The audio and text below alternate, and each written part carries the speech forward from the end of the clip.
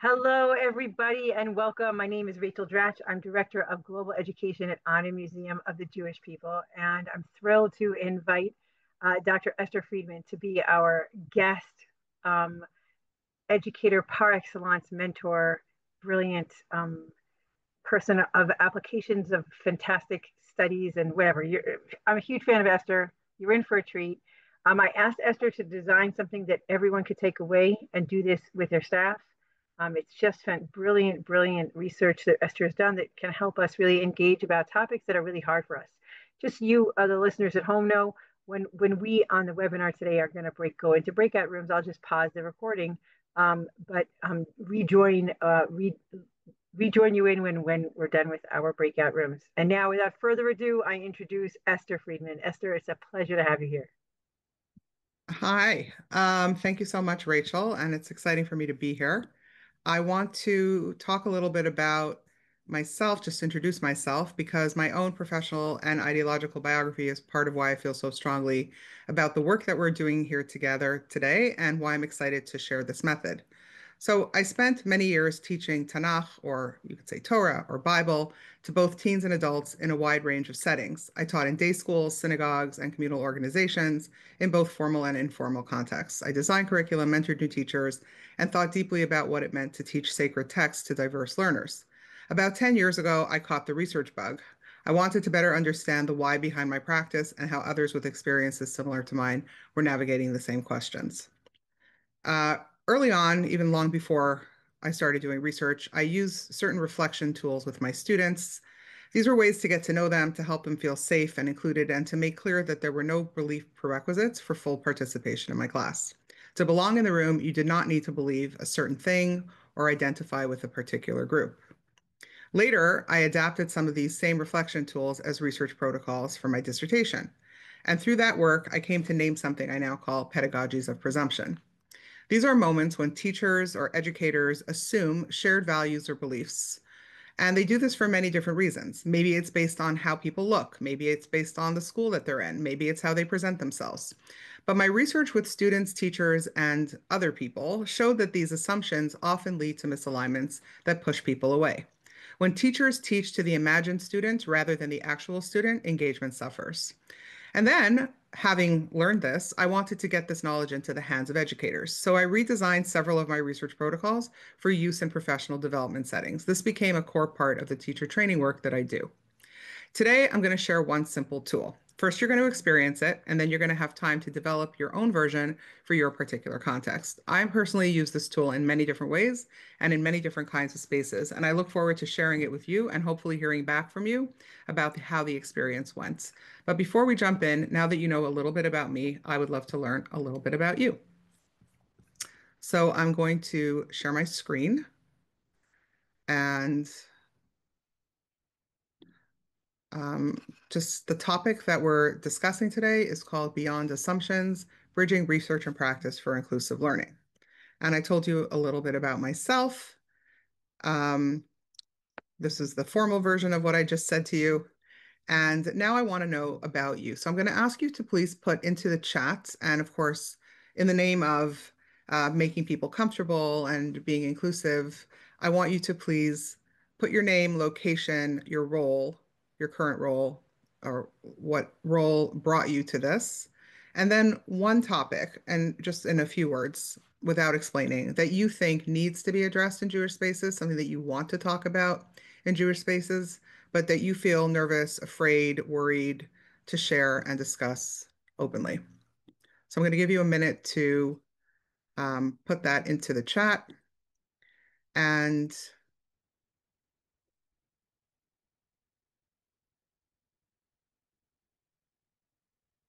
and then we're going to take a minute. Um, we could stop the recording for a minute. And I'm going to ask people to just take a moment to review the responses that everybody else put into the chat so we can see what types of issues, well, for everybody to see who's in the room, and then for people to just see what types of issues came up.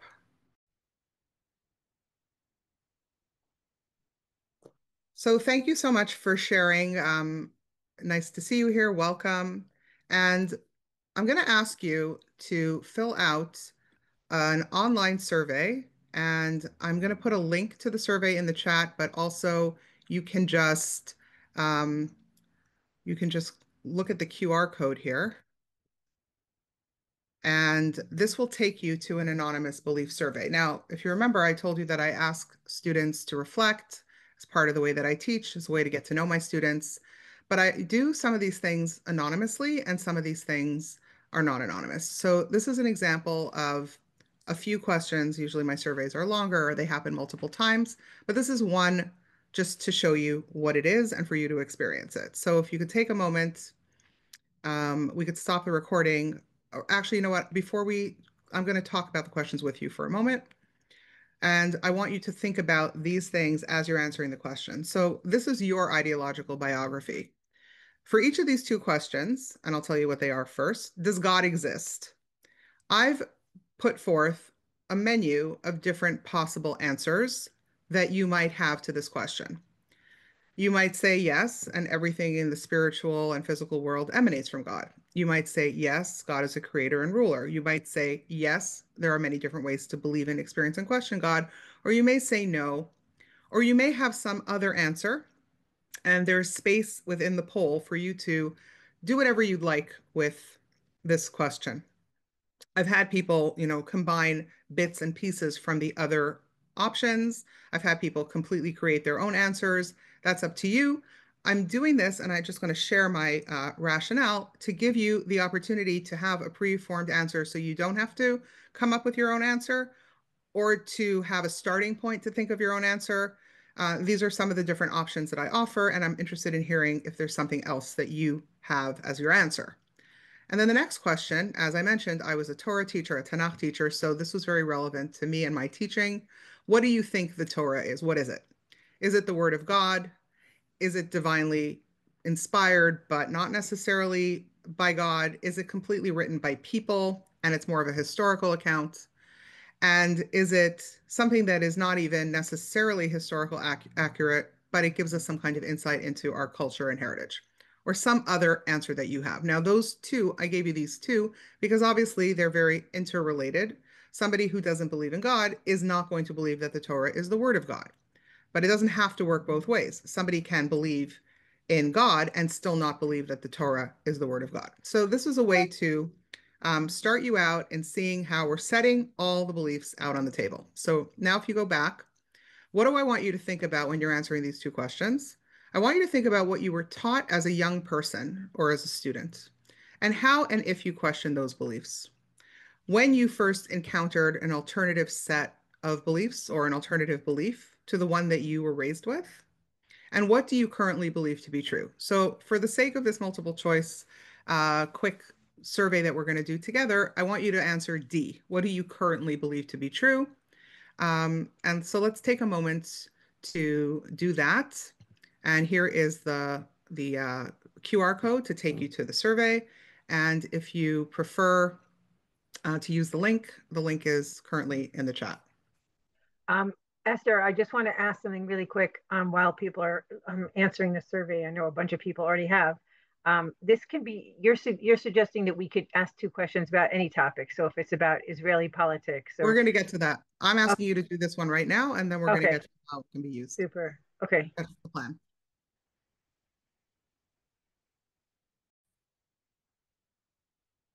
Okay, so now that you've had a chance to answer the survey, I want to show you the results of this survey, and I want to talk about what that might look like in any kind of room that you're in. So we actually captured this before everybody finished putting in their answers. So you answered these two questions, and here are the group results. So as you can see, we have a diverse group of beliefs in the room. And yes, some people did choose to go with the green response, um, which is to write their own answer. But you can see that there is more than one belief present in the room in terms of what is the Torah and in terms of belief in God. Oh, did I put that one twice? Yeah. So does God exist? We have actually a less diverse group. I'm going to share that. Um, well, I can show it to you. 44%, almost half, said different ways to believe and experience God, and 27% came up with we live our lives free of supernatural control, and 27% said everything in the spiritual and physical world emanates from God. So we could see from this, and I'll actually share that with you so you can see it directly in the slide, that this was the set of responses for Does God exist? So in real time, what I did here was I gave you the opportunity to fill out a poll, and then I captured very quickly using Google Forms, nothing fancy, what the responses were of the room. And then I showed you back without anybody having to respond in a personal way and to share their own beliefs publicly. These are very deep and personally held beliefs. You were able to see what everybody else in the room believes without actually having to share your own beliefs publicly. And I think it's a very powerful tool. I'm going to tell you that recently, in a very different way, I experienced this as a participant. I went to a session about use of AI in academic writing or academic work.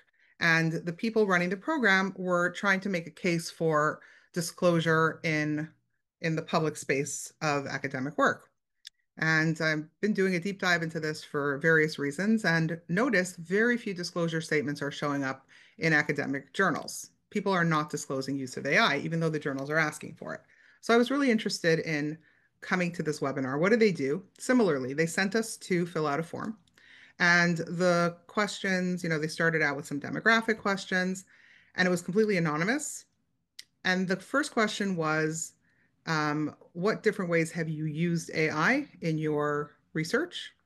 And I think it was one of those drop down multiple choice where you can fill in as many answers as you want. And then the second question was, have you disclosed it? In what way have you disclosed it? When they showed us, and now not a single person in this group had to share or disclose anything about what they've done in a public space. And yet, we could all see from looking at this that there were many people using AI in ways that they were not yet feeling comfortable disclosing. And that was a really important way to start this discussion and to say, look, we're using AI or you're using AI, but you're not comfortable disclosing it. Let's talk about why. Let's talk about what we can do about that. And it was a really good way to get this discussion started. So here, I've done this with my students. Let's just put it out on the table. There are different kinds of beliefs in this classroom. You see me, I'm the teacher. I'm fine with all of them. I'm not judging anybody. I'm not asking who's what. And then based on that, what do you think the Torah is? If the Torah is something that comes from God or not? And then the question is, well, why does this matter in a classroom? And so I'm going to share with you something about why this matters.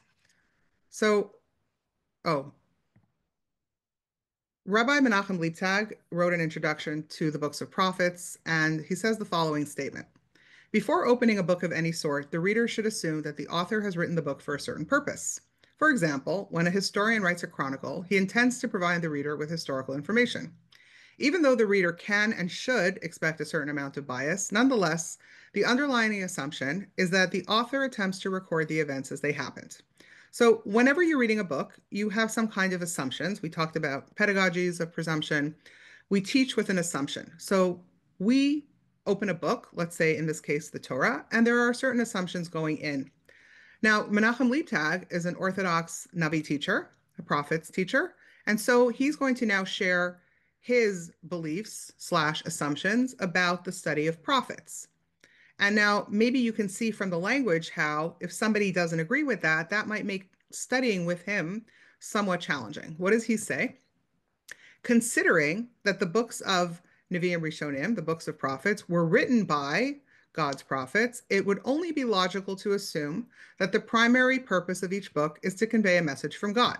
To deliver that message, the prophet may choose to select certain historical facts to support his point, but that history itself will not be the book's primary purpose. So you see, we're working on an assumption. Based on that assumption, now we have a purpose for studying.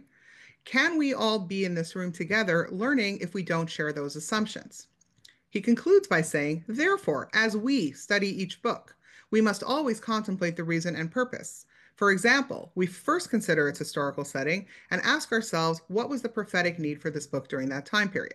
Then, as we study its content, we will try to understand how individual stories help deliver its prophetic message. So, study of Torah, study of Tanakh is very heavily assumption laden, or it seems like it has to be, but really does it have to be? Is there room to say we might have different opinions about what this book is that we are studying together, but that doesn't mean that somebody needs to be excluded from learning if they don't agree with, let's say, the teacher's view or the majority of the class. Let's set out these assumptions, let's see what they are, and then let's see how we can deal with it as a class.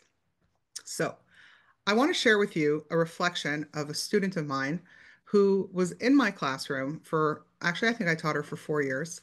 And she's not a religious young lady and did not necessarily believe in God, but she felt connected to the study of Torah that was dealt with in this way, where let's lay all the beliefs on the table and then let's study. What do you gain from studying Torah when you don't share the assumptions or beliefs of somebody like Rabbi Liebtag?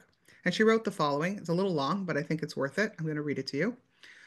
Engaging in the study of Torah has allowed me to feel directly spiritually connected to my ancestors. Like most Jews, I'm able to trace my lineage back to a boat and an Ellis Island stamp from approximately 100 years ago. Though I have attempted numerous times to crack the bedrock of ambiguity where my ancestors are concerned, the lack of record keeping in the shtetls of Poland bars me from discovering any names, dates, and families prior to their emigration. As such, I can only imagine ancestors through vague Jewish images. They would have kept kashrut, which I do not. They would have kept the Shabbos, which I do not. They would have spoken Yiddish to one another, which I do not. The sole connection that I retain to my nameless, faceless Jewish ancestors, then, is the study of Torah. Indeed, I am comforted by the knowledge that generations before me read from the same scripture in the same ancient language. Perhaps they quoted the same scholars that we have referenced over the course of the past 4 years. Perhaps they posited some of the same analytical questions and entertained some of the same debates. With a Jewish lineage as murky as it is enduring, experiencing the same thoughts and emotions as my ancestors enables me to feel a sort of oneness with them. Though most in our religion lack a detailed history of personal timelines, scholarship and the subsequent feelings it elicits remain both timeless and transcendent. So, this young woman was able to share that even though she did not observe Torah, she did not believe it was the word of God, it did not bind her in any way to observance, but it allowed her to feel a connection, a Jewish connection. And she felt included in the study of Torah, even though she was not somebody that would identify as religious. So now it's your turn. And what I'd like you to do now is to go into breakout rooms. I'm going to give you 8 minutes to go into a breakout room. And I want you to take the question or the issue topic that you identified at the very beginning of this session. And I want you to take some time to lay out a question that seems very um, neutral in the way that it's being asked. Don't ask it with any kind of, you know, I expect you to already have answered the question by the way that I asked the question. Um, so keep it kind of non-judgmental and then lay out at least 4 different points of view that you think could be possibly in the room and you don't know. Every different point of view that you can think of, and then other. So I'm going to put you into breakout rooms now. Do you have any questions before we begin? Okay, so I'm going to pop into the breakout rooms while you're working, and I'm going to give you 8 minutes to work on these questions. All right, so thank you very much for taking the time to work on these questions. And we heard some really interesting things. I popped into the breakout rooms and spoke to people about the things that they are working on, the kinds of challenging issues that they face, and with not really knowing what it is that people are thinking. This is a way to get all the voices to share in a way that's comfortable. People don't have to necessarily speak in a room where they're not sure what other people think and not comfortable. And yet, all the different beliefs kind of make their way into the room. Obviously, things around Israel came up, things around anti Semitism came up. And there's so many, there's no shortage of difficult ideological issues these days. for us to be worrying about. So I just want to conclude with a few thoughts. So many of us are familiar with the saying "Yesh shivim panim b'Torah," that there are 70 different aspects to the Torah. So this idea of the fact that Jews are not a homogeneous people and we don't all think the same way. We could use bigger words like pluralistic. We carry multiple perspectives as Jewish people. That's not new. I just want to say that 70 is a very large number for an opinion. I could usually come up with about maybe four or five different ways of looking at something. 70 is a very large number. So there's really a huge amount of diversity, a huge amount of variety that are all considered legitimate ways to think. I also want to point out that 70 is, however large, a very finite number. At the end of the day, 70 does not mean unlimited. So we do accept many different ways of thinking, but that doesn't mean that anything goes. And I also want to share another very important, what I think, way of thinking about multiple views and sharing and being different together in a room in an inclusive way when talking about any issues, but especially difficult issues, is the Talmud in Eruvin talks about divrei elu ve'elu divrei Elohim Chaim. These and these are the words of a living God. So many of us are familiar with this saying that these and these are the words, that the idea is that there's not one way, there's not one answer, there's not one correct way to think. And in Judaism, that's something that we really do believe. We do believe in multiple perspectives. We do believe in pluralism, but different people will set the boundaries of their pluralism in different places. Meaning, I can accept these and these, but not necessarily those. I have my parameters, I have my boundaries, I have my line that I do not cross. And as an educator, I very often would share with my students, I'm going to be teaching this from six different perspectives, but there's a line that I do not cross in my classroom. You're free to have that belief yourself, but I'm not bringing that belief into the classroom. I'm going to share one with you just so you understand what I mean. When talking about creation, I taught that to grade 12 for many years. I would say we're going to talk about six different ways we can understand the contradiction between science as it is today and the story of creation as it is written in, the book of Genesis and Bereshit.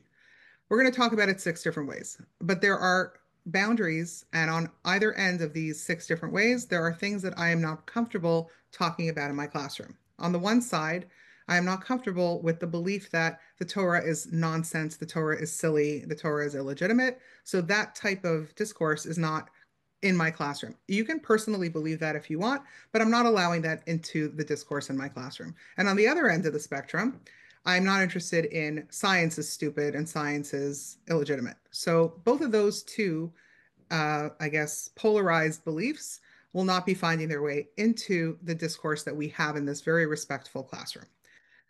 So that was my Elu and Elu. Those are my these and these, but not those. And I set those parameters very clearly. We had very respectful discussions. Many beliefs were welcomed, but putting down mockery, those things were not welcome in my classroom. Again, free to believe that quietly to yourself, but not part of the classroom discourse. So I know that people are familiar with that saying from the Talmud, but I want to make sure that you know the backstory, and it's really, really important. This backstory really does make my points. So we have this story behind the saying, which is that for 3 years, the house of Shammai and the house of Hillel disagreed on a point of Jewish law, on a point of halacha. One said the halacha is according to our opinion, and the other said the halacha is in accordance with our opinion. This argument went on for 3 years. Ultimately, a divine voice emerged and proclaimed, both these and those are the words of the living God, our statement, right? Elu ve'elu divrei Elohim Chaim. However, the halacha is in accordance with the opinion of Beit Hillel. So even though they're both right, they're both right. But we are going to have to make a decision, and the decision that we make is that we are judging with Hillel. So it's really interesting because very often we can have these conversations about multiple beliefs, and in a very theoretical way in a classroom, like my student, you can not believe in the divine origin of the Torah, and you cannot be necessarily religious, but you can still feel a connection. That's great. But what happens when a decision has to be made? One way or another, you have to make a decision on what to do. You can't always live in this space of different opinions and everything is okay, what do you do? So here, sort of the divine voice came down and gave an answer. And I want to ask why? Why did the divine voice choose Hillel over Shammai if they were both right? And the Gemara answers this question. Since both these and those are the words of the living God, why were Beit Hillel privileged to have the halacha established in accordance with their opinion? And this is so powerful and so beautiful, and it's what I want to leave you with. The reason is they were agreeable and forbearing, showing restraint when affronted. And when they taught the halacha, they would teach both their own statements and the statements of Beit Shammai. So think about this for a minute. It was about the respect. It was about the fact that they did not take offense and they did not get angry. And also, when having this argument, when discussing this issue that they disagreed with for 3 years, they would teach the other point of view. Not only that, the Talmud continues, moreover, when they formulated their teachings and cited a dispute, they prioritized the statements of Beit Shammai to their own statements in deference to Beit Shammai. So the respect went so far as that they would first explain the other view, even the view that they didn't agree with, before then stating their own view. This was done out of respect. So at the end of the day, I'm going to stop share right now. Actually, I'm going to stop share for a moment and just say that in different beliefs, we're allowed to have different beliefs. We are encouraged to have different beliefs, but to share them, to hold them, and to make space for them in a way that is respectful, that doesn't mean that anything goes. That doesn't mean that we don't have lines that we don't feel comfortable crossing. And it doesn't mean that we can't act on one belief at the end of the day. But it does mean that we need to show respect and we need to listen and hear what other people might be thinking. I want to just thank you for coming to hear this. And I want to say before we let you go, Esther, that I super love this process. It's so brilliant. And what I love about it is that it gives space for people to find out that they're not the only ones who think a certain way, and that maybe that there are other people who disagree. And it models acceptance and space, which I really deeply appreciate it. And it's so brilliant and so easy to apply. Thank you. It's just so helpful. Friends, I hope you reach out to Esther because she's brilliant and she's just a pleasure to learn and study with. Esther, thank you so much for teaching us today and for all you do for enhancing Jewish education and belonging. thank you so much for having me. I appreciate the opportunity to share. Thank you.